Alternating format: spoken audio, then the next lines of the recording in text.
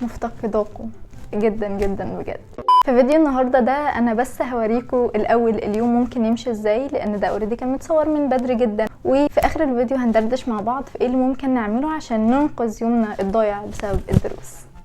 اهلا يا جماعه، انا انجي، والنهارده قررت ان انا هشير معاكم يوم لما يكون ضايع في الدروس. والحقيقه ان مفيش اي انتاجيه او مثاليه كبيره قوي زي ما انتم متوقعين من الفيديو ده، ولكن دي مشكله حقيقيه انا وانتم ومعظمنا فيها، وبنحاول ان احنا نعديها سوا. فيلا بينا نبدا الفيديو.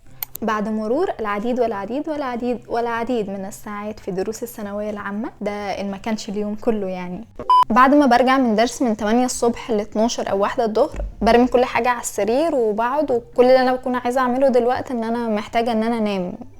مش عايزه اعمل اي حاجه تاني دلوقتي غير ان انا اقعد واتخمد بجد. ولكن برجع افكر نفسي ان انا ورايا درس تاني بعد العصر، فانا مش هينفع ان انا انام. والمشهد اللي بيدور في دماغي هو قومي يا بت، قومي شوفي شغلك، فوقي لنفسك، شوفي مصالحك.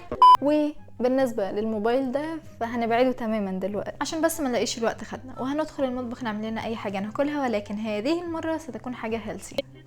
واللي تفكر واللي تقشر واللي تحضر ويوماتي تعجن وتخمر، اسلم ايدك ست اميره، اللي تخرط واللي تطش واللي تربط واللي ترش، تقليتها تظبط وش، اسلم ايدك ست اميره. وبعد ما شفنا مهارات انجي في المطبخ دي كانت النتيجه، واي حد مش عاجباه اصلا عادي. وبعد ما رجعت من الدرس صليت، وحاليا اصلا الساعه 7، مش عارفه ليه الانسان ممكن يضيع يوم كامل ويرجع البيت الساعه 7، ولكن هنرتب المكتب ده عشان نشوف ايه اللي ورانا جامد قوي. ودلوقتي هبدا ان انا اذاكر الفيزيكس، الماده اللي جابت اجلنا كلنا، وده مش لانها ماده جميله طبعا، ده عشان انا لسه واخده الدرس وهذاكره في نفس اليوم. مش لازم نذاكر الكم كله اللي احنا خدناه، ولكن على الاقل نذاكر جزء صغير بس منه، ما نركنوش لبكره بعده او قبل الدرس، عشان مهم جدا ان احنا نذاكر في نفس اليوم. ده هيثبت المعلومه اكتر وهيخليها تتنقل لذاكره المدى الطويل. وبعدها خدت بريك، قلت افتح حصص مصر عشان اشوف ايه اللي انا ممكن الاقيه في ماده زي الفيزيكس عليها، ولقيت ان موجود يونت واحده بس. قلت مش مهم يا انجي، ندخل نشوف ايه هي اليونت الواحده دي يا حبيبتي. والحقيقه اني لقيت ان ده كان شابتر 4 اصلا، يعني بالنسبه لشابتر 1 و 2 و 3 هما لغوا. فبصراحه كده بقى هنقفل التابلت ده ونرجع لدروسنا ولا كأن اي حاجه حصلت. خدنا بريك وخلصنا، نحاول ان احنا نلم نفسنا بقى عشان كده كده اصلا اليوم ضايع. وبصراحه كده بقى ايامنا بقت ضايعه من ساعه اصلا ما صورت الفيديو ده. ودلوقتي هبدا ان انا اذاكر الفرنش عشان اخدته النهارده، وبصراحه كده هذاكره لجمال عيونه عشان بصراحه برضو هي ماده جميله وتتذاكر بصراحه. فهنذاكر الفرنش. وبصراحة كده وسط ما انت بتظن انك نجوت خلاص والدنيا تمام، هتهزمك واحدة 25 من 30 هتجيب اجلك، او هتجيب 39 من 40 عادي يعني. بس وبكده يكون خلصنا الفرنش وخلصنا مذاكرة النهاردة، لان تقريبا الساعة دلوقتي اصلا كانت 11، وهنرجع نعمل التمارين اللي كنا بنعملها. ومحدش يسألني انا ليه بطلت، لان صدقوني انا معرفش. والحقيقة ان زي ما انت شفتوا في الفيديو كده مفيش اي حاجة مبهرة او اي حاجة مختلفة انجي تقدر تعملها عن اللي انتوا بتعملوها في يوم زي ده. يوم مثلا وراكوا فيه اكتر من درس، او يوم شايفين ان هو بيضيع وقته في الدروس، وبترجعوا يا دوبك تاكلوا وتناموا عشان تصحوا تاني يوم.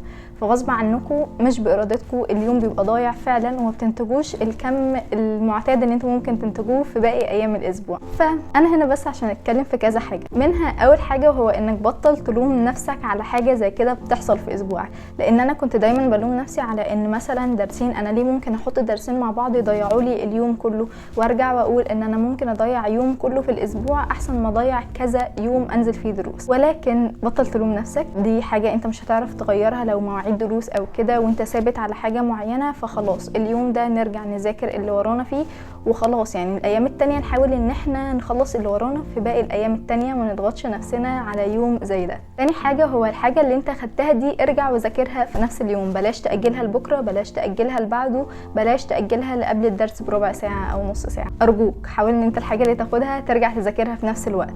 لان انا لما وقعت في المشكله دي ان انا مثلا الحاجه كنت باجلها لتاني يوم، او لما افضل اشوف الحاجات الاهم في الاهم بلاقي ان انا غصب عني راكمت يعني. فبلاش ان انتوا ترجعوا في نفس اليوم، لازم تذاكروا الحاجه اللي انتوا خدتوها دي عشان تثبت في دماغكم، ويبقى عايزين تراجعوا عليها باقي الاسبوع راجعوا مفيش اي مشكله. فتاني حاجه اللي انا عايزه اتكلم فيها زي ما قلت هو مهما كان انت خدت ايه او وراك ايه النهارده، ارجع وذاكره في ساعتها عشان ده هيساعد ان المعلومه تثبت في دماغك. واخر حاجه واهم حاجه هو انت عارف انت عاوز ايه. انت مش مستني حد يقولك تعمل ايه وما تعملش ايه، ذاكر ما تذاكرش، حافظ على وقتك ما تحافظش على وقتك. انت عندك هدف عايز توصل له، هتبذل كل المجهود اللي انت ممكن تبذله في حياتك عشان توصل للحاجه دي. فمهما كان اللي بيحصل في حياتك حاول ان ما تخليش اي حاجه تاثر عليك وما تستناش مساعده من اي حد. كل حاجه هتبدا من عندك انت. واخر حاجه واهم حاجه انك مهما وقعت في السنه دي قوم وحاول مره واثنين وثلاثه. مذاكرتك ضايعه او مش منظم وقتك، في فرص كتير جدا انك تلحق تنظم وقتك وتلحق تلم كل حاجه. ما تحطش في دماغك ان انا متاخر، انا لا مش هلحق الم، مش هعمل اي حاجه او مش هلحق.